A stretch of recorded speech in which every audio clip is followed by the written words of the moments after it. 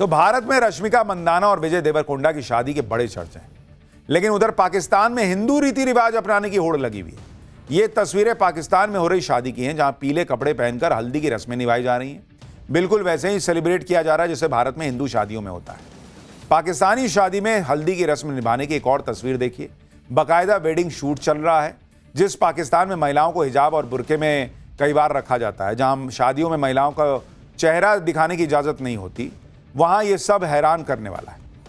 Hindu culture का हिस्सा पाकिस्तान में लोग अपना रहे हैं और इसे साउथ एशियन कल्चर के तौर पर लेबल करके प्रचारित कर रहे हैं। आप देखिए कि जिस पाकिस्तान में निकाह पढ़े जाते थे, वहां अब ऐसी शादियां हो रही हैं कि कोई भी देखकर कहेगा कि किसी हिंदू की शादी हो रही है। इस शादी में दुल्हन के आने पर आरती की जा रही है। हिंदू ट्रेडिशन लगभग हर शादी में देखने को मिल रहा है। जिस तरह से हिंदुओं में किसी भी शुभ काम के पहले आरती उतारी जाती है, वैसे ही पाकिस्तान की शादियों में आरती उतारी जा रही है। सिर्फ आम लोग ही नहीं, बल्कि पाकिस्तान में सेलिब्रिटीज में इंडियन ट्रेडिशन को अपनाने की होड़ दिख रही है। शादी की ये तस्वीरें पाकिस्तान के क्रिकेटर इमाद वसीम की हैं। यहां आपको कोई बुर्का या पर्दा नहीं मिलेगा, जैसा कि पाकिस्तान के कल्चर में कई बार दिख जाता है। यहां तो दूल्हा वरमाला पकड़े हुए, जो हिंदू रीति रिवाज का कई बार हिस्सा रहा है, जो कुछ भी हिंदू कल्चर में देखने में अच्छा लगता है। अब पाकिस्तान में लोग उसकी कॉपी कर रहे हैं और साउथ एशियन का लेबल दे रहे हैं। हिंदू कल्चर फॉलो करते हुए पाकिस्तान की एक्ट्रेस लाइबा खान ने भी अपनी शादी की। लग ही नहीं रहा था कि यह पाकिस्तान में किसी मुस्लिम परिवार में शादी हो रही है। जयमाला से लेकर हर वो रस्म निभाई गई जो आजकल हिंदू शादियों में भारत में हर जगह दिखती है, और आजकल क्या हमेशा से दिखती है। पाकिस्तान की शादियों में तो अब गरबा डांस भी हो रहा है। पाकिस्तानी शादियां बिना बॉलीवुड के गानों के तो अधूरी हैं। खैर, ये सब तो पाकिस्तान में चल रहा है, लेकिन यहां भारत में जो हो रहा है वो भी देखिए। पाठशाला में अगली क्लास। हिंदू लड़कों का धर्म परिवर्तन करा देने वाली दो ऐसी सगी बहनें जिनका गैंग पकड़ाया तो बड़ा पर्दा उठ गया। भोपाल में केरल स्टोरी जैसा मामला, कन्वर्जन के लिए लड़कियों के इस्तेमाल का ऐसा आरोप कि सुनकर सब हैरान रह गए। धर्मांतरण के मुद्दे पर बनी फिल्म केरल स्टोरी 2 की चर्चा के बीच एक ऐसा केस सामने आया है जिसने सभी को हैरान कर दिया है। भोपाल में दो सगी बहनों को पुलिस ने गिरफ्तार किया, जिन पर आरोप है कि वो धर्मांतरण का रैकेट चलाती थी। केरल स्टोरी फिल्म में दिखाया गया है कि धर्मांतरण का काम लड़के कर रहे हैं, लेकिन भोपाल में उसका उल्टा मामला निकल कर आ रहा है। यहां दो बहनों पर आरोप है कि उन्होंने अपनी खूबसूरती का इस्तेमाल करके हिंदू लड़कों का धर्मांतरण कराया। खबर सुनकर लोग हैरान हैं। दोनों लड़कियों ने धर्मांतरण से बेशुमार दौलत कमाई, यह भी आरोप लग रहा है। यानी धर्मांतरण कराने के बदले उनको पैसे भी कहीं से मिलते थे। पूरी खबर आज आपको बताऊंगा। साथ ही भोपाल से लेकर यूपी के महाराजगंज तक कैसे धर्मांतरण का पूरा रैकेट चलने का आरोप है। धर्मांतरण के शिकार लोग खुद सामने आकर क्या दर्द बयां कर रहे हैं, यह भी दिखाऊंगा।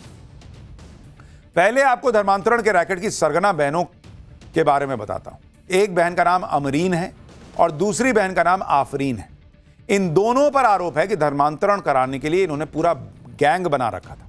धर्मांतरण के लिए दोनों ही अपनी खूबसूरती का इस्तेमाल करती थी, यह भी आरोप है। सोशल मीडिया पर दोनों बहनें रील्स बनाती थी और इसी के जरिए साजिश को अंजाम देती थी। शानदार रील्स और खूबसूरत चेहरे के पीछे बड़ी खतरनाक साजिश छिपी होने का आरोप है।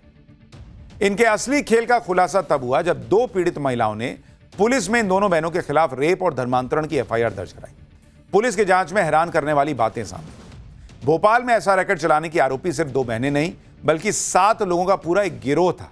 आरोप है कि यह गैंग बेहद शातिराना तरीके से सेक्स रैकेट भी चलाता था और हिंदुओं का धर्मांतरण कराता था, सो अलग। इस मामले में पुलिस ने अमरीन और आफरीन के अलावा चंदन समेत 4 आरोपियों को गिरफ्तार किया है।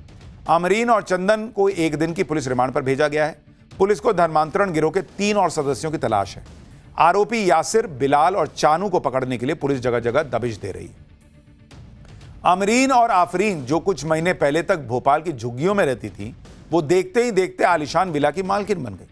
पैसे के लिए तरसने वाली दोनों बहनें लग्जरी लाइफ जीने लगी थी। अच्छे कपड़े, महंगा मेकअप, हर रोज क्लब और पार्टी, इनकी काया पलट देखकर लोग हैरान थे।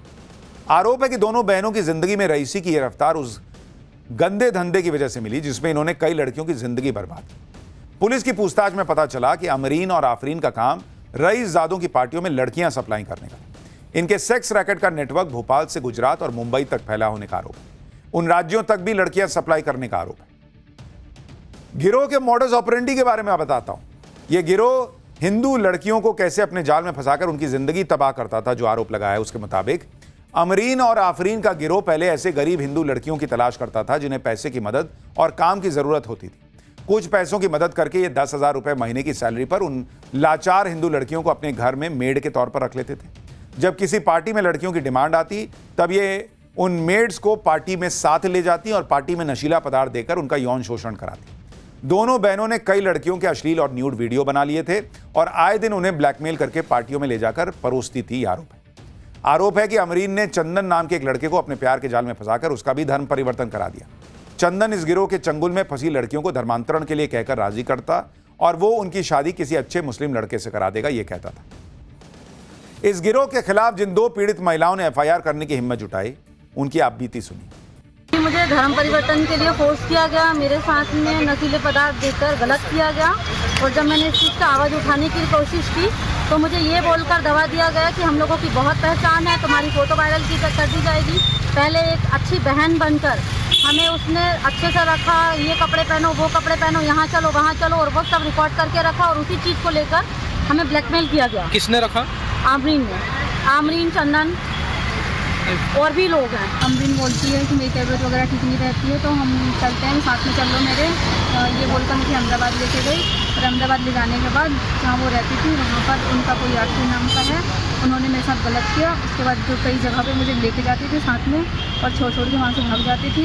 सेम मुझे भी वैसे ही कपड़े पहनाती थी कि ये कपड़े पहन लो, ये पहन लो। अनकम्फर्टेबल फील करती थी तो कहती थी कि फ़ोटो है, मैं खींच के दिखाती हूँ, ये बोलकर खींची उनकी फ़ोटो। अब मुझे वो ब्लैकमेल कर रही है।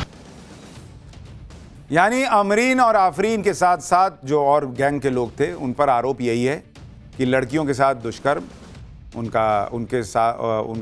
उनको सेक्स रैकेट में इस्तेमाल करना, लड़कों का धर्म परिवर्तन, लड़कियों का धर्म परिवर्तन, ऐसे आरोप लगे। भोपाल के बाद यूपी के महाराजगंज में भी धर्मांतरण का एक चौंकाने वाला केस सामने आया। यहाँ आमिर खान नाम के एक हिस्ट्री शीटर पर आरोप लगाया है कि उसने अपनी पहचान बदलकर एक हिंदू लड़की को अपने प्यार के जाल में फंसा लिया।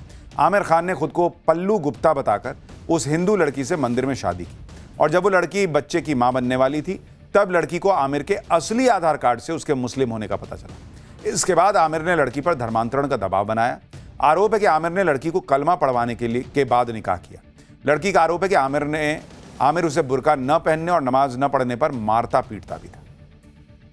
मौजूदा वक्त में लड़की आमिर के 2 बच्चों की मां है। उसने ये भी बताया कि आमिर पहले से शादीशुदा है, उसकी पहली बीवी से 3 बच्चे हैं। अब आमिर जेल में है लेकिन 2 महिलाओं और 5 बच्चों की जिंदगी बर्बाद हो चुकी है। सुनिए एक बार। जैसे हमारे पति जो है पल्लू गुप्ता बताया था, प्रेम किया था पल्लू गुप्ता बताकर, जो जात का मुस्लिम है, आमिर खान नाम है उसका। जब बनेलिया मंदिर में हमसे शादी किया पल्लू गुप्ता बताकर, उसके बाद जब बच्चा हमारा पेट में हो गया, हाँ देखे थे, कोई कार्ड था उस पे पल्लू गुप्ता लिखा। अच्छा हमारा हो गया, उसके बाद लिखा किया हमसे, मैम राजी नहीं थी। For more of such videos, do like, share and subscribe to ET Now Swadesh.